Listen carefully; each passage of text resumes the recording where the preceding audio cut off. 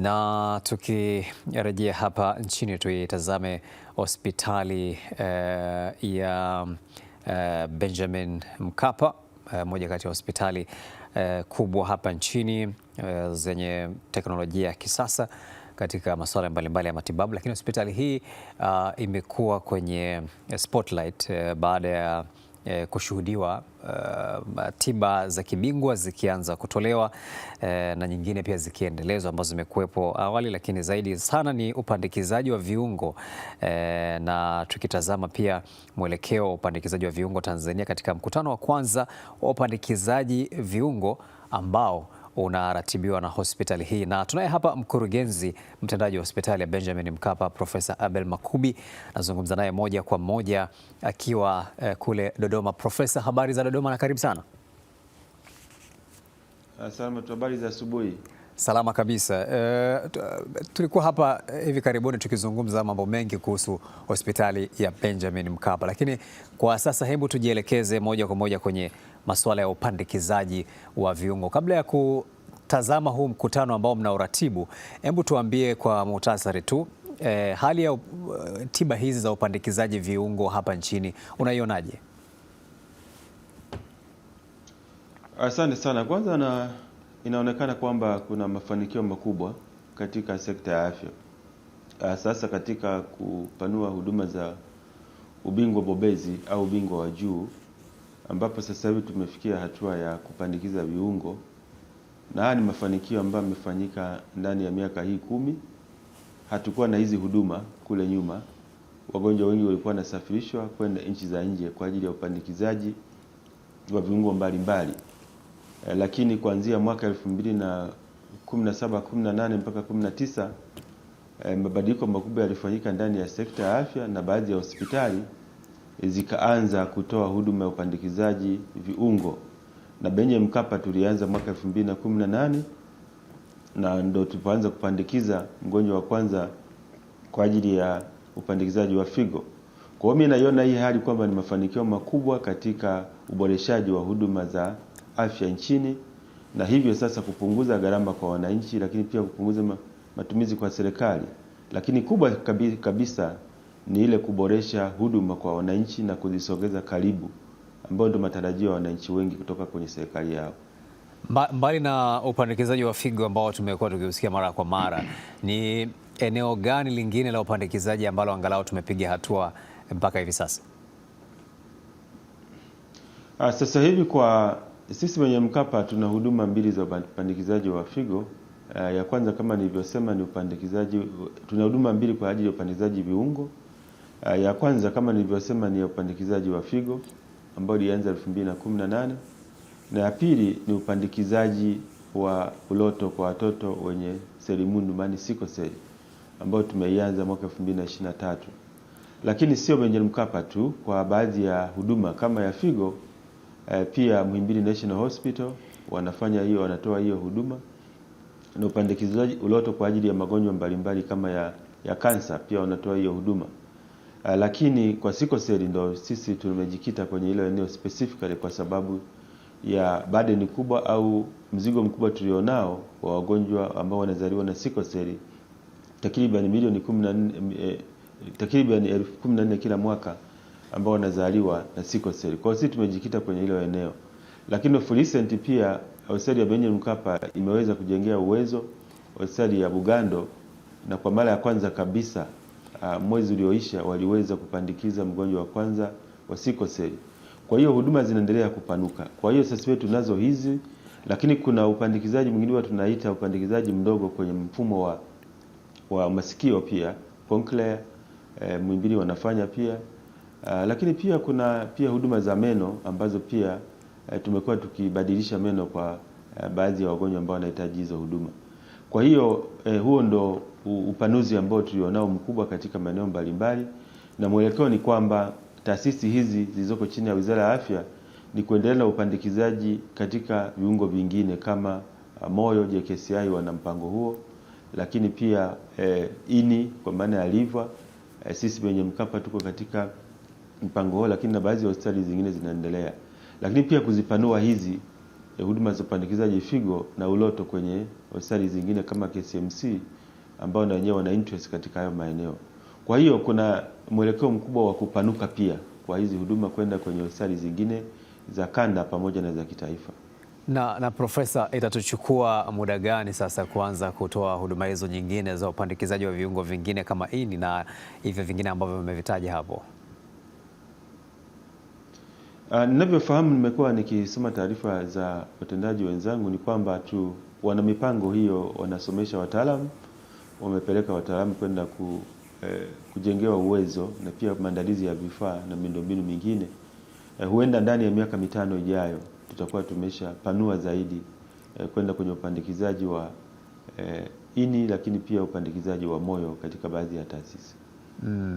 Sasa na kwa hapo Benjamin Mkapa, kwa mfano kwenye upandikizaji wa ini, mpango wenu labda ni kufikia muda gani muanze kuupandikiza ini? Ni ndani ya miaka 5, na sasa hivi tumeshafanya hatua za awali za kufanya assessment, lakini pia tumeanza kupeleka wataalamu na tumaini kufika mwaka 2030 tutakuwa tumeshaanza kupandikiza ini kama Mungu akitujalia. Sasa unavyozungumzia tiba za upandikizaji wa viungo, kuna wengine wanapata wasiwasi kuhusu ufanisi efficiency, ukizingatiwa kwamba wengi wamezoea tiba hizi zikitolewa katika hospitali kubwa za mataifa yaliyoendelea kama Ulaya, huko India na Marekani. Kwa hapa Tanzania, mnawaaminisha vipi Watanzania kwamba huduma ambazo zinatolewa na wataalamu wetu hizi za kupandikiza viungo zinakuwa na ufanisi sawasawa na hizo ambazo wanaweza wakazipata kwenye mataifa mengine? Ndiyo, zina ufanisi ambao unalingana na wale wagonjwa ambao wanapelekwa katika nchi za Ulaya, Amerika au Asia, kwa sababu tuna ushahidi huo na tumesha publish katika machapisho mbalimbali. Mfano, kwa wagonjwa wa figo ambao tumefanyia operation, zaidi ya 98% ya hao wagonjwa bado wanaendelea kuishi na hawana matatizo makubwa, na wagonjwa wa sickle cell 97% ya hao wagonjwa wamepona mpaka sasa hivi. Na tumejaribu kufanya comparison na nchi zingine za Afrika, lakini pia za Ulaya, Asia kama India na Marekani. Tunaona ule uwezekano wa kusurvive, yani survival rate kwa mgonjwa baada ya operation, lakini pia kuishi yale maisha ya kawaida au kupona, kuwa free kutokana na matatizo yanayotokana na ugonjwa ambao ulikuwa unamkumba, tunaona kwamba hayana tofauti yoyote. Kwa hiyo survival rate ya wagonjwa wetu ambao tunawafanyia upandikizaji viungo mbalimbali haina tofauti na nchi zingine ambako wananchi wanapata huduma kama Ulaya na Marekani. Na ndio maana sasa tumeamua kufanya hili kongamano sasa hivi ambalo ni la kwanza kabisa hapa nchini, ambalo litafanyika tarehe 6 kwa maana ya kesho kutwa, siku ya Jumatano, na litakuwa la kwanza hapa nchini, lakini pia litakuwa la kwanza kwenye huu ukanda, kwa sababu tujawahi kuwa na kongamano la namna hiyo la kisayansi la kujadili masuala ya upandikizaji viungo mbalimbali katika kanda yetu ya huku.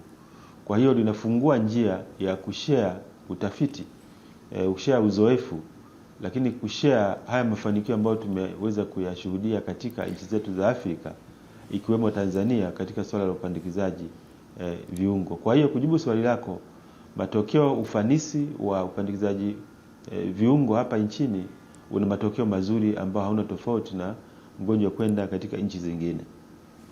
Tuzungumzie zaidi kuhusu huu mkutano ama ile kongamano ambalo linafanyika kesho, sio na itafanyika wapi na hasa pia utaratibu wa kushiriki na wananchi pia kufuatilia mkutano huo utakuwaje, Profesa? Kongamano la kwanza la kisayansi la masuala ya upandikizaji viungo hapa nchini ambalo litakuwa la kwanza utafanyika hapa jijini Dodoma, makao makuu ya serikali, na litafanyikia katika ukumbi wa Domia Estate. Kwa hiyo tumejipanga kuhakikisha kwamba tutapokea wataalamu mbalimbali, na sisi wenye Mkapa ndo tunasimamia hili swala, na tumeona tubuni ili kongamano kwa ajili ya manufaa makubwa ya mapana kwa ajili ya wananchi. Kwa hiyo litakuwa hapa Dodoma na tutaanza hiyo kesho. Tunatumaini kwamba wadau mbalimbali kutoka taasisi mbalimbali hapa nchini, hospitali, vyuo vikuu, lakini vile vile kutoka nchi za nje. Mfano, tuna wataalamu waliobobea kwenye masuala ya upandikizaji viungo kutoka South Africa, Nigeria, Uganda, Japani, Italy, Uingereza na Watanzania wengi ambao wamebobea katika masuala watajumuika na sisi chini ya uratibu wa Wizara ya Afya pia, ambao nadhani mgeni rasmi mtategemea atakuwa Katibu Mkuu kwa ajili ya kuja kuofficiate ili swala letu, ambapo sisi wataalamu na wadau mbalimbali tunakutana kwa ajili ya kuhakikisha kwamba kwanza tunaleta awareness ya masuala ya upandikizaji viungo kwa wananchi, lakini pia tunabadilishana uzoefu kutoka nchi za Afrika na kutoka Europe na Amerika, lakini vile vile kuleta hamasa wananchi kwamba hizi huduma zipo na serikali imewekeza, sasa wazitumie. Hakuna haja ya kwenda kutibiwa nje wakati huduma hizi za upandikizaji uloto zinapatikana hapa nchini. Sawa sawa Profesa, na upandikizaji figo zinapatikana hapa nchini. Sawa sawa Prof, tunatamani pia kujua kwamba mmejipanga vipi kuhakikisha kwamba kongamano linalofanyika linakwenda kuwa na tija ama kuleta mabadiliko kwenye sekta, kwa sababu tumekuwa na mikutano mingi inafanyika, watu wanafika pale kwenye mikutano wanajiandikisha, wanasaini, wanajadili, alafu baada ya mkutano kila mtu anarudi nyumbani ama anarudi kwenye majukumu yake. Sasa tunatamani kuona yale mambo yanayotokea kwenye mkutano ama kwenye hilo kongamano yanakwenda kuwa na tija kwenye sekta, hasa kwenye swala hili la upandikizaji wa viungo. Sasa ni kitu gani mtakifanya ili kuhakikisha kwamba yanayozungumzwa hayabaki tu kwenye ukumbi? Ni kweli ulichokisema huwa kinatokea katika baadhi ya maeneo, lakini kwa upande huu sisi tumejipanga kwamba maazimio yatakayotokana na huu mkutano tumeweza kushirikisha Wizara yetu ya Afya, na ndio maana tunategemea mgeni rasmi atakuwa Katibu Mkuu kwa ajili ya kuhakikisha kwamba yale maazimio ambayo tunayatoa hapa yanakuwa na backup ya wizara yenyewe kwenda kutekelezwa. Na uzuri wa watekelezaji wengi ni taasisi. Kwa hiyo kama wizara itakuwa ya approve na yenyewe hayo mapendekezo yetu yanayotokana na huu mkutano, ni rahisi kwenda kuyatekeleza. Kwa hiyo hilo ni mojawapo ya strategy ambayo tumeitumia kwamba haya yasibaki kwenye makaratasi, kwa maana haya maazimio au recommendation zitakazotokana na wataalamu ziweze kwenda kufanyiwa kazi moja kwa moja. Lakini pia tunategemea kudisseminate hizo taarifa zinazotokana na hapo ziwafikie wadau wengine, kwa sababu watekeleza sio sisi tu, kuna hospitali zingine za mikoa, za wilaya zinazoleta wagonjwa kwa ajili ya kupata hiyo huduma, wadau mbalimbali ndani na nje ya nchi. Kwa hiyo pia ndio maana tuna washiriki wengine ambao watakuja hapa ili wakiondoka nayo hapa waweze pia kwenda kutekeleza huko. Lakini pia katika mojawapo ya topic ambayo tunaenda kujadili ni kuangalia jinsi gani sera yetu ya afya na sheria ya afya inaenda pia kuincorporate vizuri haya masuala ya upandikizaji viungo kwa Watanzania. Kwa sababu sera yetu ambayo tulionayo mwaka 2007 haikuwa na haya mambo, kwa sababu wakati tulikuwa tujaanza kutoa huduma za upandikizaji viungo. Sasa tunajua kwamba huko katika mchakato wa mwisho wa kureview sera yetu ya afya tuwe nayo mpya na sheria.